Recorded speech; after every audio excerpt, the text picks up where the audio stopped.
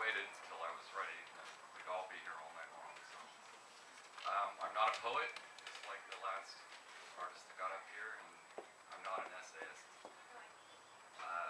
I would like to thank Summer for her diligence in getting me to get up here and do this, and Nate for putting this together, and playshows.org for having such an awesome get-together.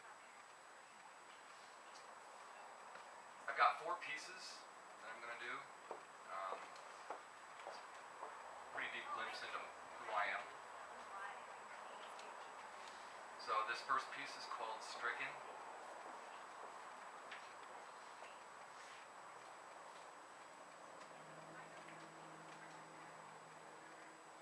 Moments could be forever changing while keeping us the same.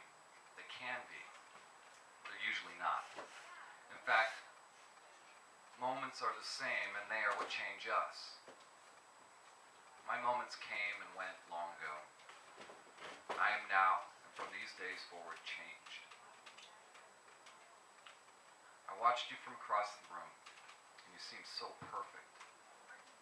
I was stricken. I saw how you had smiled and lit up rooms with those perfect little moons that had pushed upwards on your face, and again, I was stricken. These moons lie just below the bluest of blues. The blue of the oceans I found myself lost in. Lost myself years ago in those oceans. And yes, I once again found myself to be stricken. I have seen the sun rise from behind these oceans and moons. And one last time, there is no doubt in my mind, I was stricken. I have gazed at the sun for decades now. These gazes take the sight from anyone foolish enough to do so. The sun lies behind the oceans and moons. The dark sun does not give back the sight stolen from the brightest of suns. It takes the sight from me that I remember so well. I did not fall victim because I am stricken. I did not get cast into blindness because again I am stricken. I did not drown from my own folly because, yes, I once again find myself to be stricken. I didn't ignorantly bring the moons up. I was there and am here with all faculties intact and vigor in my step. I, with purpose, walk into the oceans. I, with humility, attempt conjuring the moons. And I, with reverence, stare into the dark sun.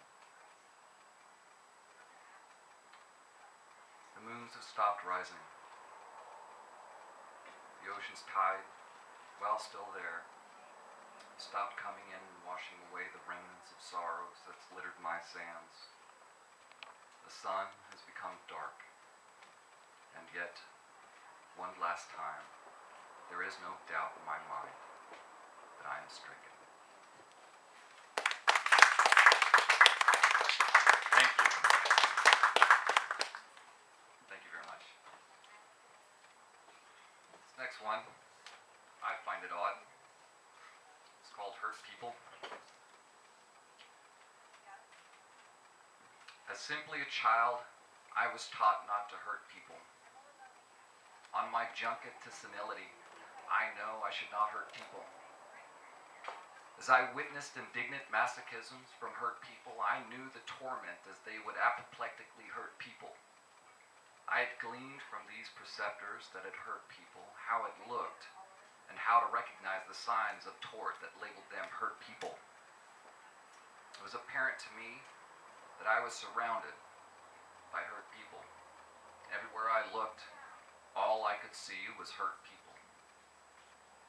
I prided myself, way back when, on the fact that I did not hurt people. I would walk on the proverbial eggshells to keep from making more hurt people. After all, I had learned who causes this hurt. People.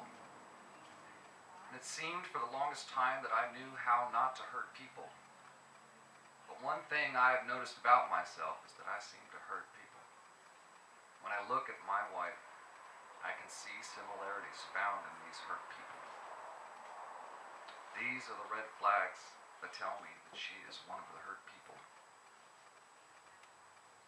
As simply a child, my wife was taught not to hurt people. her junket to senility. She knew she should not hurt people. As she witnessed indignant masochisms from hurt people, she knew the torment as they would apoplectically hurt people. She had gleaned from these preceptors that had hurt people how it looked and how to recognize the signs of tort that had labeled them hurt people. It was apparent to her that she was surrounded by hurt people. Everywhere she looked, all she could see was hurt people.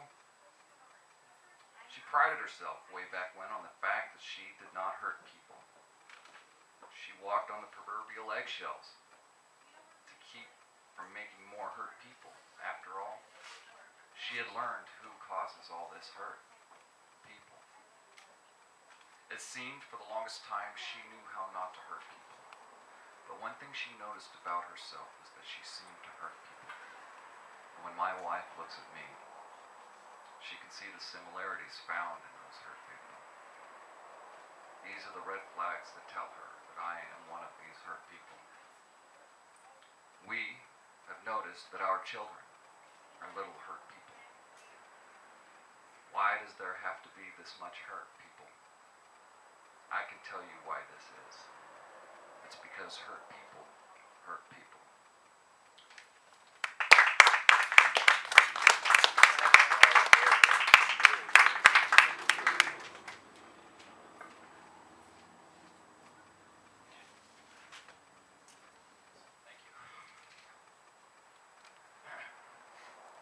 This one is called My Void.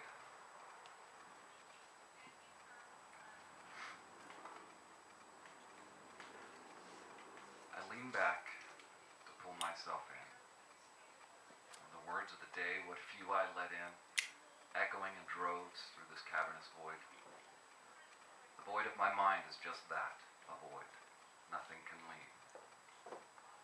Not the brightest of lights can find even a pinhole in which to pierce through and radiate minor illuminations. Not the most cacophonous of sounds can resonate through these walls enough to make the slightest of hums. Not even the purest of emotions can travel the distance from my heart to the surface without diluting out of existence. Nor can the simplest of truths be heard from a place so remote it has become indiscernible to the most tuned in. The only circumvention that occurs is in the form of an occasional tear or an emanating groan. This is how I want it. This is what feels right. No amount of outside love or empathy can conjure the correct combination to bring me out.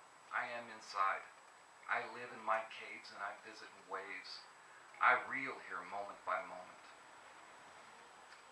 It's not that this makes me happy. Happiness is not what I want when I'm in here. All I want when I am here is to be here, alone, quiet, dark, and withdrawn. It is these things that feel right. Not good, but right. While I'm here, I can hear the voices that cannot escape the void. And with them, I can reason. I can see the light that is held captive, and beholding it is blinding. I can feel the emotions that are imprisoned, and the sheer strength it takes to contain these causes a single tear to seep to the surface. And I can know the ineludible truths that assisted in carving this void into existence. I lean back to pull myself in. The words of the day, what few I let in, echoing in droves through this cavernous void. The void of my mind is just that, a void. Nothing can leave, not even me.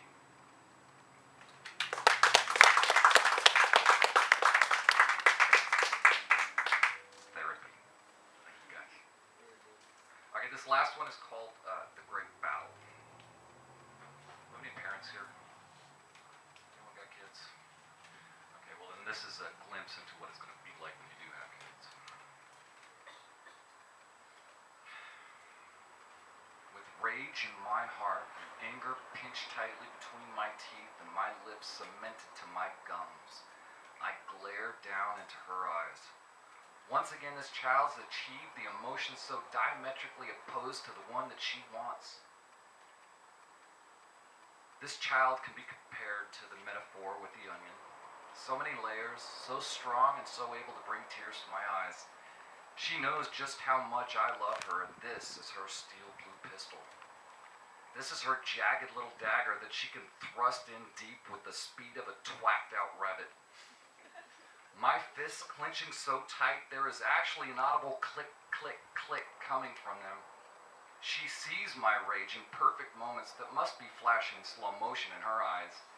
Those eyes, that's it. She remembers her exacting little weapon and draws. The eyes widen slowly, but not too slowly, not as to lose these fleeting moments. They glass over with that mountain-moving liquid the gods themselves sponged from the river Styx.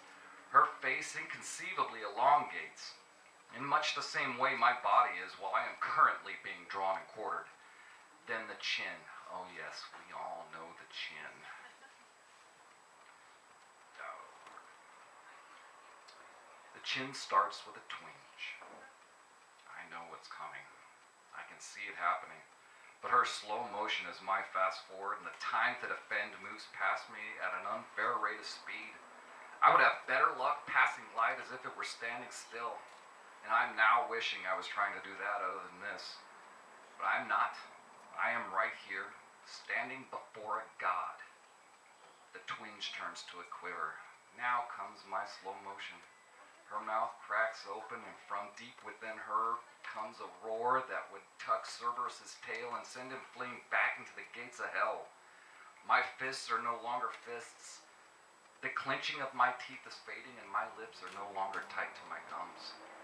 Battle is over with her final blow. I fall to my knees in defeat and place my hands gently on her glowing cheeks. I pull her into me, and as gently as a wisp, I place my kiss on her forehead. As I pull her from me, I see the pain, and the love, the sorrow, all swirled together in her eyes. With great effort, crooked little smile cracks her pout, with agony still seemingly remained knotted up in her brow. I look into her pooled-up hazel eyes, and as I look deeply into those little windows, I see something else. What is this buried so deep I can hardly make it out? The deeper I look, the more I uncover. Peeling back these layers, I see pain, sorrow, guilt. Deeper through these stratum, humility, regret. Even deeper now, compassion. Empathy? These seem displaced. Even more layers. Love. Pity? Wait. This last layer. Victory.